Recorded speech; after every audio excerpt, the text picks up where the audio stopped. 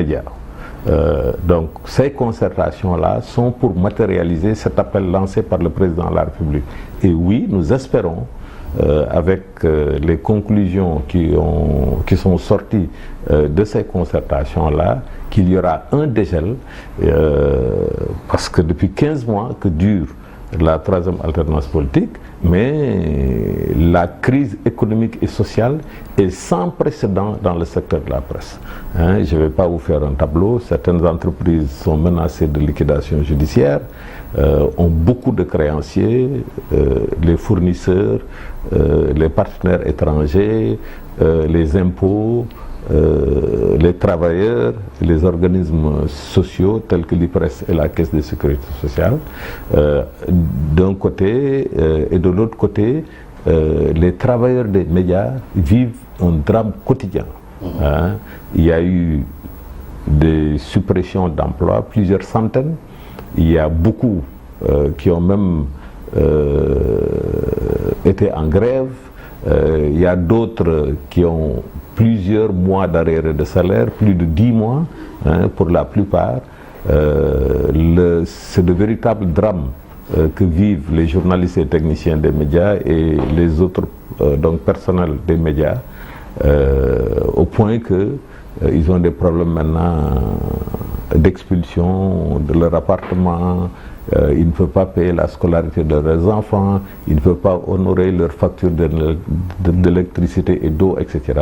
Et donc, face à cette situation-là, il fallait des mesures urgentes. Et nous, les thèses que nous avons défendues, c'est que ce sont les questions matérielles, les questions économiques, les questions financières qu'il faut régler. Parce que sans argent, nous sommes simplement étouffés. Et nous espérons que notre message a été entendu et sera transmis au président de la République qui a commandé la tenue de ces concertations-là. Déjà, les concertations, qu'est-ce qu'on retient de fondamental qui milite en faveur justement de ce dégel dont vous évoquiez tantôt? Oui, nous avons posé 4 problèmes au ministère de la Communication. D'abord, le premier problème, c'est qu'il y a une asphyxie économique. Nous avons des créances non honorées par le régime de la troisième alternance politique pour les années 2022, 2023 et 2024. Des créances que l'État vous doit? Oui. Donc l'État vous doit de l'argent. Oui, mais tu sais très bien que l'État a besoin de communiquer. Et l'État ne peut pas communiquer sans la presse privée, qui a parmi les médias les plus influents ici au Sénégal, quoi.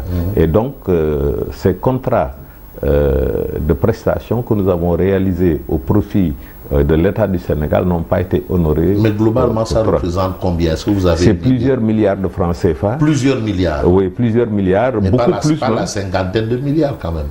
En tout cas, au moins plusieurs dizaines de milliards.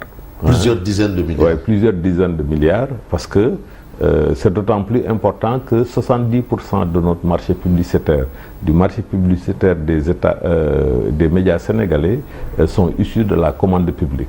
Donc, sans le marché publicitaire de l'État, sans la rémunération des prestations qui ont été fournies, les entreprises de presse sont simplement asphyxiées. Et donc, c'est le premier problème qu'on a posé, qu'on paye les créances dues aux entreprises de presse. Okay. Il va falloir d'abord résorber cette ardoise-là. Oui. C'est une condition sine qua non ou pas? Ah oui, non, parce que sans ça, nous ne vivons pas actuellement. Je disais tout à l'heure que nous avons des dettes vis-à-vis de nos fournisseurs. Certains de nos créanciers menacent même de nous amener en justice, et ce serait la liquidation judiciaire. Donc, sans ça, pour qu'on ait une respiration, parce que nous sommes étouffés. Ensuite, deuxièmement, il y a le fait que les contrats de publicité entre l'État et ses démembrements et la presse, le Premier ministre en juin 2024 ou en mai 2024 avait demandé la résiliation unilatérale. On ne peut pas, dans ces conditions-là, espérer que la situation économique des entreprises de presse soit améliorée. De la même manière, la subvention aux médias, ce qu'on appelle aide à la presse, n'a pas été versée ni pour 2024 ni pour 2025. Ce ne sont pas des sommes importantes. C'était 1,9 milliard donc voté dans le budget donc 2024, la loi de finances de 2024, mais en plus l'année 2025 également n'a pas fait l'objet de paiement de cette aide à la presse. Troisièmement, il y a le fait que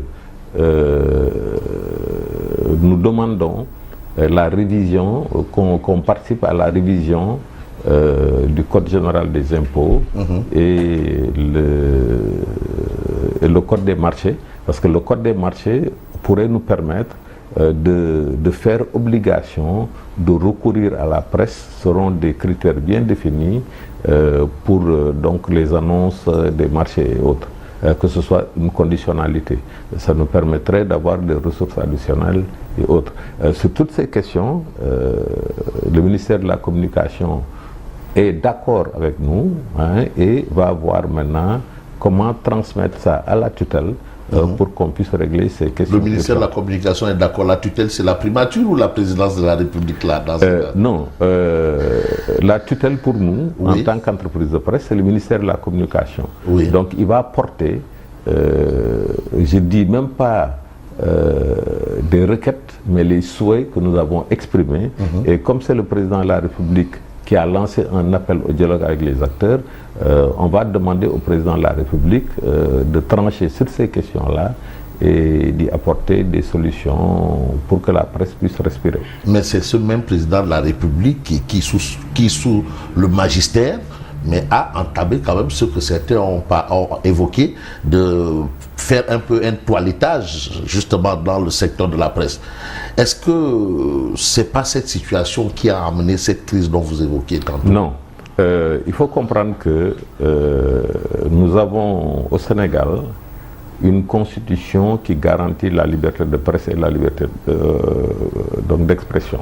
Quelles que soient les mesures administratives, les mesures, disons, d'assainissement, en aucun cas la liberté de la presse, ou plutôt même l'existence même des médias, ne doit être remise en cause par quelque régime que ce soit. Et entre parenthèses, nous, médias, c'est nous-mêmes qui, lors de la conception à l'époque du projet de code de la presse, en septembre 2009, qui avons demandé l'assainissement du secteur, parce qu'un secteur aussi stratégique et névralgique que le secteur de la presse, on ne peut pas laisser n'importe qui y pratiquer. Les médecins ont besoin de certaines normes pour pouvoir exercer. La même manière pour les magistrats, la même manière pour les enseignants. Le secteur des médias aussi a besoin qu'il y ait un encadrement de l'État. Ça, nous ne le refusons pas. Au contraire, nous appelons à l'encadrement de l'État, mais il ne faut pas prendre le prétexte de l'encadrement par l'État pour violer les libertés fondamentales que sont la liberté de presse et la liberté d'entreprendre, y compris dans le secteur de la presse, et également la liberté d'expression. Mais il y a une question qui revient souvent. En réalité, les entreprises de presse sont régies par quel ministère? Nous sommes régis quasiment par tous les ministères. Notre ministère de tutelle, qui définit la politique de communication de l'État du Sénégal, qui est la tutelle directe des entreprises de presse, mais par ailleurs, nous avons le ministère de la Justice. Si on attaque Fabrique Nguema pour X raisons, c'est le tribunal qui va trancher. Si des médias, par exemple, ne respectent pas la loi en matière sociale, c'est l'inspection du travail, le ministère du Travail, c'est même pas le ministère du Travail, mais plutôt l'inspection du travail et les tribunaux du travail qui vont sanctionner éventuellement donc l'entreprise. Donc c'est plusieurs entreprises, mais ce n'est pas toutes ces compétences-là ne sont pas dévolues à des à des ministères, encore moins le ministère de la Communication, mais à travers certaines institutions telles que le tribunal, telles que l'inspection du travail, telles que le ministère du Commerce même, et non pas que ce soit le ministre de la Communication qui régente le secteur des médias. Mais quand même, il a un œil dans l'organisation un peu autour de la création des entreprises de presse, non? Absolument pas. Pour la création des entreprises